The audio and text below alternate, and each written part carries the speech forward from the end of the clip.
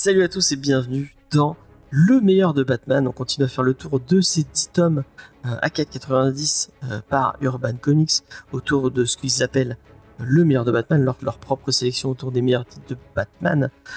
Et on va passer à un titre peut-être qui va diviser la petite équipe avec qui je fais cette émission, puisqu'il s'agit de Léna de l'équipe de Comics Discovery. Salut Léna, est-ce que ça va Léna? Salut James, ça va très bien. Et Jules de la chaîne Jules et Nico. Salut Jules. Salut, bonjour. Donc on va vous parler de Batman Curse of the White Knight de Sean Gordon Murphy. Sean Gordon Murphy, c'est un peu le petit dessinateur qui monte chez DC en ce moment. Vous l'avez connu peut-être pour son fabuleux Punk Rock Jesus, cette fois chez Image, je crois, si j'ai pas de bêtises, où il faisait revivre Jésus, qu'il devienne chanteur dans un groupe de punk. Je vous le conseille très fortement, au-delà de ce pitch qui peut paraître un peu con. C'est beaucoup plus intelligent que ça, mais il a pas fait que ça. Il a fait aussi Joe l'aventure intérieure avec l'ami Grant Morrison, The Wake avec Scott Snyder. Qu'est-ce que Jules avec l'ami Sean Murphy? Tokyo Ghost. Tokyo Ghost, effectivement. Et puis effectivement, comme tu le disais, The Wake. The Wake. J'avoue que j'en connais pas plus, quoi. Curse of the White Knight. Effectivement, il a lancé ce qu'il appelle le Murphyverse, donc avec White Knight. Et Harley Quinn, du coup, je sais pas. Et Harley Quinn, oui, Harley Quinn. Donc avec son propre petit univers à lui, avec son Batman à lui, que vous pouviez découvrir dans Batman White Knight, où le Joker devenait gentil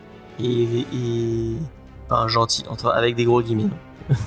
Il devenait gentil, il essayait de combattre, de montrer à Gotham que Batman n'était pas si positif que ça pour Gotham.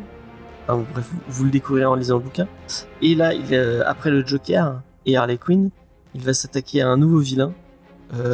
C'est Azrael dans Batman Curse of the White Knight. Mon ami Jules, alors que je ne l'étais pas demandé avant, est-ce que tu peux nous pitcher Curse of the White Knight comme ça, brûle pour point? Mais tout à fait, même si ça va être assez compliqué parce qu'on prend la suite directe de Batman White Knight, donc comme tu l'as dit, où du coup on est un petit peu obligé de spoiler, mais pour résumer les rôles s'inversent, effectivement on reproche beaucoup de choses à Batman et on glorifie un peu le Joker qui devient plus ou moins gentil effectivement grâce à des médicaments tout au long du récit, donc on a un des personnages qui laisse de mémoire une lettre ou un message à Bruce qui va trouver un coffre qui est planqué quelque part et sur ses ancêtres, voilà, et comment s'est fait Gotham. Oui, et puis il y a tout un pan sur la fondation de Gotham et comment Gotham a été construit, tout ça. Et en fait, tout le récit va être construit en parallèle avec ce qui se passe aujourd'hui, et en fait, ce qui se passe au XVIIe siècle, comment ça s'est fait, et les répercussions que ça a aujourd'hui. Alors, comme dans toute bonne, grosse famille friquée, il y a des secrets qui vont ressurgir, et ça va être aussi, ça va être aussi autour des secrets de famille, du coup, et on va se rendre compte que c'est bien mêlé à d'autres personnages, dont Azrael qui va pointer le bout de son nez. Et moi, si on me demande mon avis, puisque c'est... Moi je t'ai demandé de pitcher, j'ai pas demandé ton avis. Alors je t'en prie. Non, vas-y. Non, mais effectivement, déjà le dessin, moi Sean Murphy, je surkiffe son dessin. Que c'est vraiment très chouette ce qu'il fait. Je trouve, moi j'avais pris un pied monumental avec ce qu'il a fait autour de White Knight, et donc sa suite que j'appréhendais vraiment de la lire. Je m'attendais vraiment à du moins bon, et j'ai pas du tout été déçu en fait. Pour le coup, j'ai eu... Est-ce que du coup j'avais tellement peur que j'ai trouvé ça bien, alors que finalement ça l'est pas, mais je ne crois vraiment pas. Je crois que c'est vraiment un super récit, et en fait moi j'ai été étonné, je l'ai trouvé même presque meilleur que le premier à bien des égards. Et moi j'ai vraiment adoré. J'ai beaucoup moins aimé sa suite avec Harley Quinn en l'occurrence, que je trouve très sympa mais très dispensable.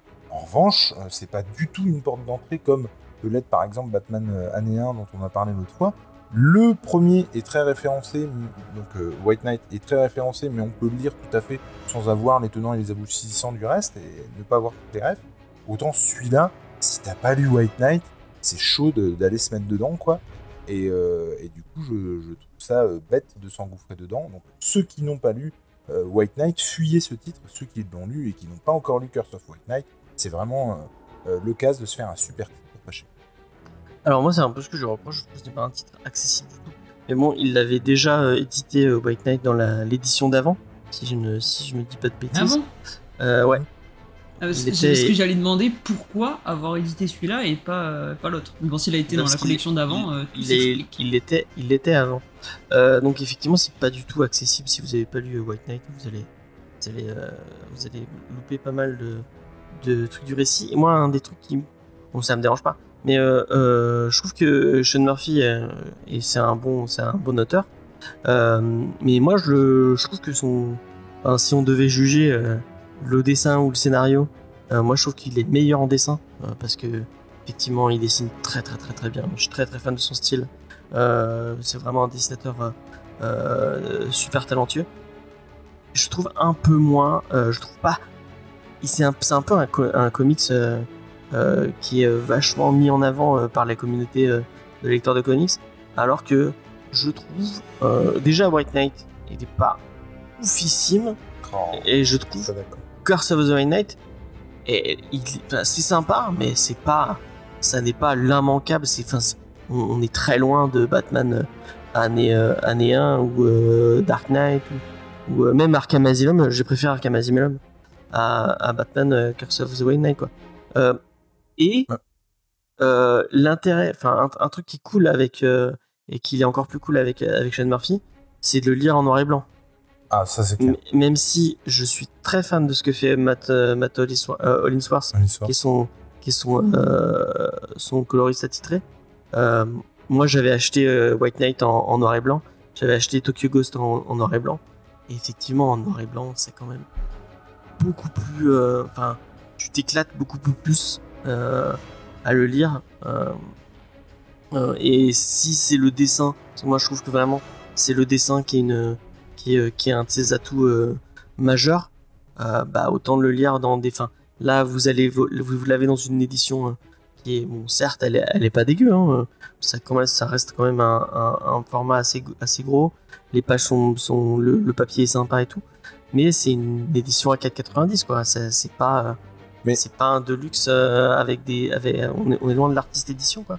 Et je pense que pour le coup, quand c'est le dessin qui est à mettre en avant, autant acheter une belle édition plutôt que d'acheter comme ça. Mais après, tu peux le découvrir de cette façon-là. Je cracherai pas. On me l'offre, je cracherai pas dessus. Mais effectivement, moi, c'est dans le lot, c'est celui qui me tenterait le moins a priori.